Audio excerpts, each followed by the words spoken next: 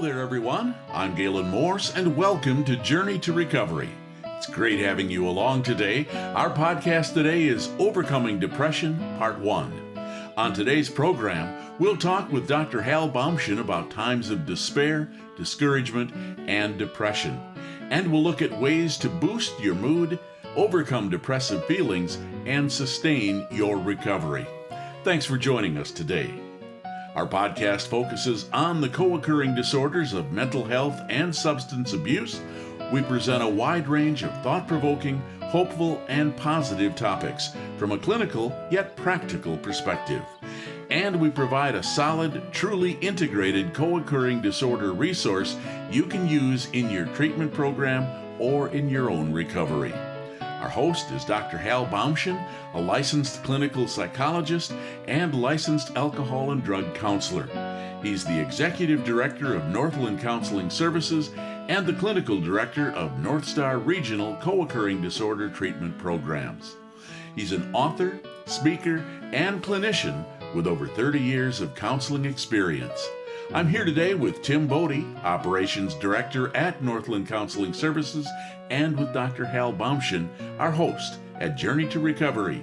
Hey there, Tim. Hello, Gaylen. You seem like you're in a bright and chipper mood today. Well, thank you, Tim. I guess I do feel like I'm in a good mood. I had my windows cleaned, and I'm enjoying all the light pouring into the studio. Were your windows getting pretty grimy? Well, maybe a little bit. That reminds me, Tim, Gaylen, of a Phyllis Diller line where she says, "There's so much crud built up in my oven, I only have enough room to bake a single cupcake." I think she looked in our oven. I don't think my windows were that bad, however.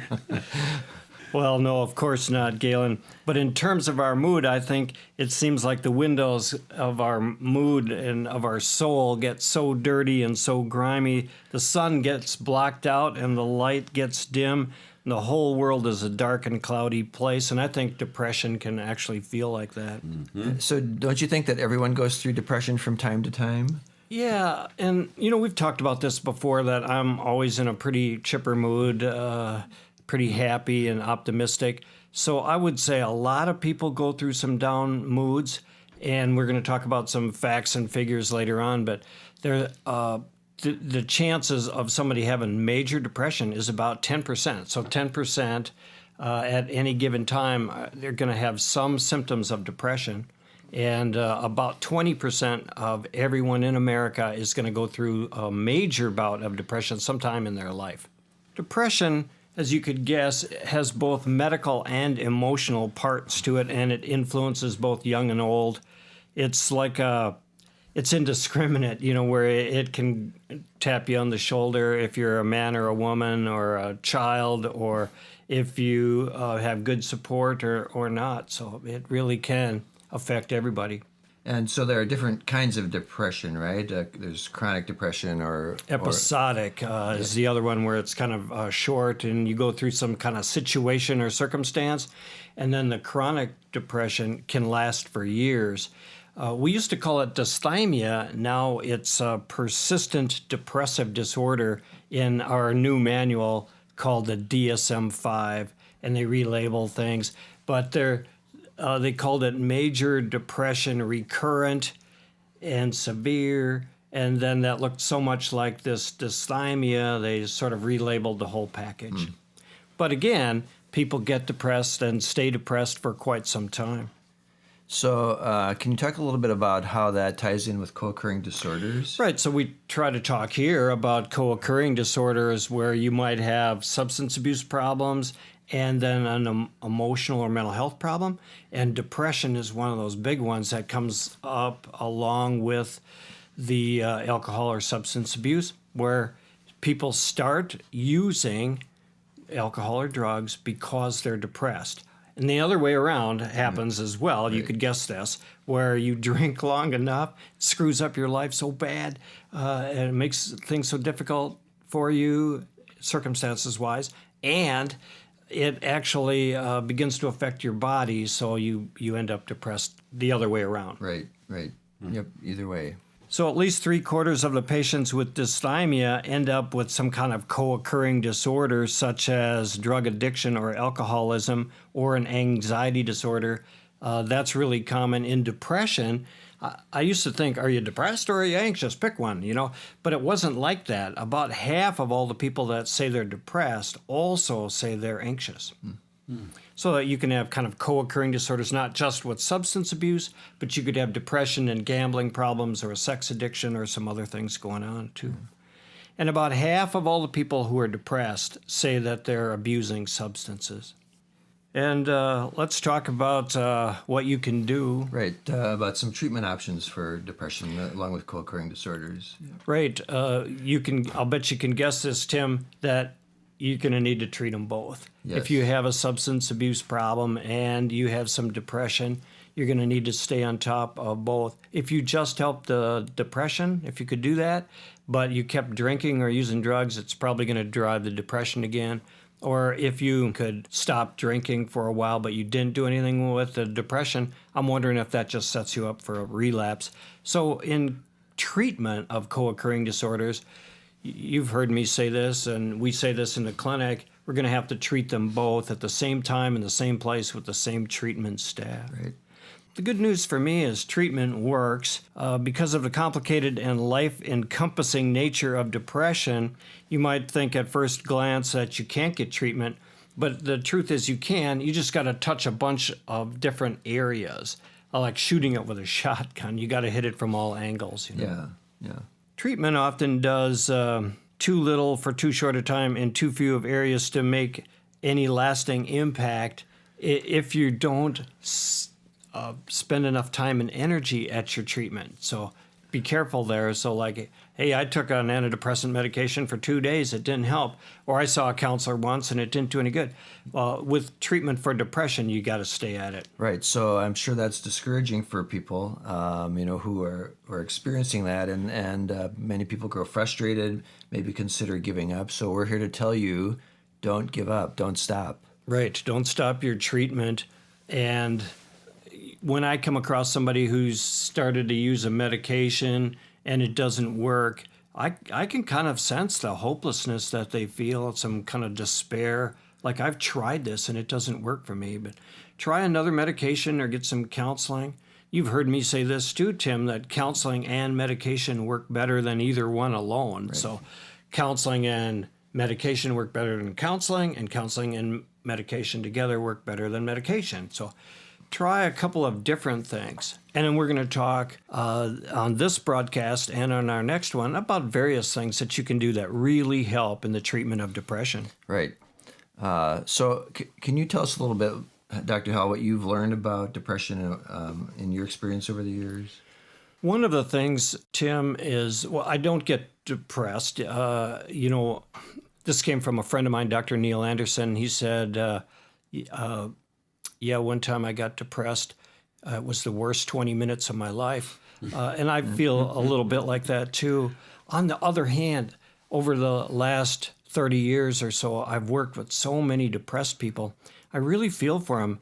The bottom just falls out. They're in this deep pit of despair and helplessness and hopelessness. It's very painful for them. So to sit with somebody who's depressed, very difficult. And so I feel the compassion. I want to help those folks who get depressed. So would you say that depression is kind of all-encompassing? Every area of your life you can think of, yeah. Socially. Well, Gaylen, what do you think? How would depression affect somebody socially or relationally? Well, I think, first of all, when you're depressed, you don't necessarily want to see people. Yeah. So if you've got something scheduled, I don't want to do that. Exactly. So your friends start questioning, he never shows up. Yeah. Kind of thing. Right. Or you say you're going to go and you don't go, or you Yes. don't answer your phone call, you don't text back, and I'm just not in the mood. Yeah. And maybe don't even say it out loud. You just start that avoidance pattern. And one of the best things you can do in depression is to get out socially, the very thing you don't want to do. Yep. Right. Could you guess another area that depression might affect? It can affect your job, your occupation. Yeah. Right. Yeah, guess a couple different ways how that might affect your job. So I think, it can affect your job performance, right? Your you're feeling down, you don't do as well with your job, not doing as well. Some decision-making and concentration difficulties affect job performance. And if depression is bad enough, severe enough, then you maybe don't even want to go into work. You call in sick. Have a hard time getting out of bed. Many of my patients, some of my patients talk about laying in bed literally for days, several days in a row where I didn't get out of bed, or, called in sick, went back to bed, slept in it, or stayed in bed for another 6 or 8 hours, got up for a few minutes, went back to bed. You wouldn't think that would be as common as it is, but that affects job performance, doesn't it? Yeah, it certainly does. What are some other areas? Occupationally, financially, relationally, socially, physically is probably a one area that we should talk about. So again, you can have a couple of things going where you could have thyroid problems or heart problems, and that would maybe cause depression. Or you could be on a medication for some of these illnesses, and that might increase depressive symptoms also. So medically or physically, depression does affect that. Mm-hmm. So it seems that then, since depression affects all these different areas, that in order to treat depression effectively, you have to target all those different areas. Right. The more of those that you target, the better off your treatment's going to be. And going to the hospital used to be treatment for depression. And years ago when I started in the field, we would hospitalize somebody for 30 days because they were depressed. Now we don't do that as much. I think part of that is the insurance company thing where they don't want you in the hospital if they could treat it another way. So they will get you stable on a medication in a hospital, make sure that you're safe and not suicidal, not going to hurt yourself. Then after 3 or 5 days, they try to release you to a program like an intensive outpatient treatment program. So hospital became a place for stabilization, and these intensive outpatient programs became the place where you want to treat depression. Yeah. So there are situations where hospitalization may be necessary. Absolutely. Right. Especially when you go to ER and you say, I'm really depressed, they're going to start asking questions about whether or not you're safe. And what do you mean safe? Well, do you have anybody at home who can check in on you and is going to be there with you? Or do you feel like you're going to take your life? And people are honest about that. Like, I just can't trust myself. And hospital gets used for something like that. Mm-hmm. A hospital stay may be an entrance ramp on your road to recovery, but it should never be regarded as the finish line. The goal isn't to get to the hospital. The goal is to get better in terms of your mood.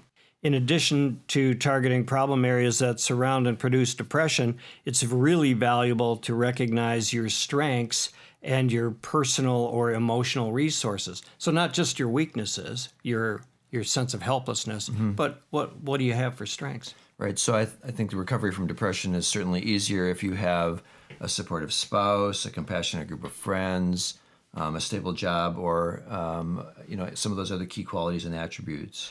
Right, and it's made worse if you don't have those. Yeah. That's kind of a kick in the pants, isn't it? Well, that's why I'm depressed. I don't have anybody who cares about me, and I don't have any structure in my life. That's why I'm depressed. And then if you had those things, that's really going to be great. The basic premise in confronting depression, just like in tackling financial difficulties, is we want to leverage your strengths against your liabilities. So your assets against your liabilities. What do you have? Well, I have a spouse, or I have a job, or I have pretty good connections in the community through AA or NA or something like that. We want to leverage those. That's going to help in terms of your recovery and also recovery from depression. Right. So as you were saying, not only understand what's wrong, but also what positive qualities that you have and how to apply those to help you get over your depression. Right. And don't start thinking like, I don't have any positive qualities. Well, isn't that part of being depressed is the negatives are weighed way up here, Yep. and the positives don't get off the ground. I have every single problem known to man, and I have no skills, talents, gifts, attributes, qualities that are of any good at all.